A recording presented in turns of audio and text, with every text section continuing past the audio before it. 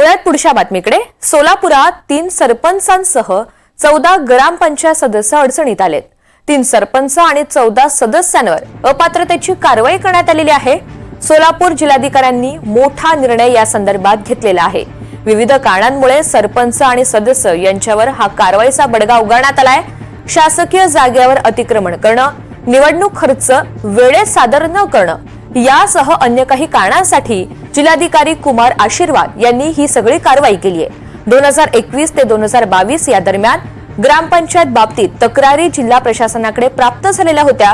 त्यावर सुनावण्या झाल्यानंतर जिल्हाधिकारी कुमार आशीर्वाद यांनी अंतिम निकाल जाहीर केला। प्रतिनिधी सौरभ वाघमारे या सगळ्या संदर्भात अधिकची माहिती देतील। सौरभ, नेमकी ही कारवाई का केली जाते आणि सध्या काय निर्देश देण्यात आले?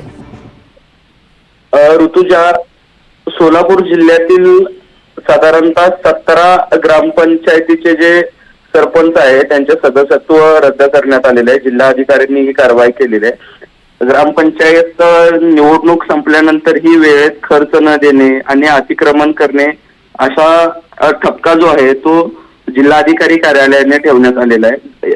2021 व 22 साली जिल्ह्यात ग्रामपंचायती संबंधित तक्रारी जिल्हा प्रशासनाकडे करण्यात आल्या होत्या।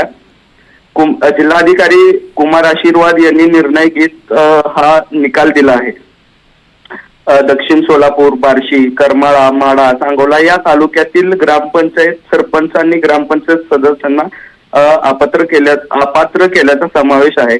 सांगोला, अक्कलकोट, माळशिरस तालुक्यातील 3 अपत्य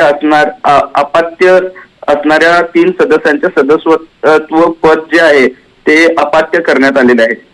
ऋतुजा, निश्चित त्यामुळे जिल्हाधिकाऱ्यांनी या संपूर्ण प्रकरणामध्ये आता मोठी कारवाई केलेली आहे। धन्यवाद सविस्तर माहितीसाठी।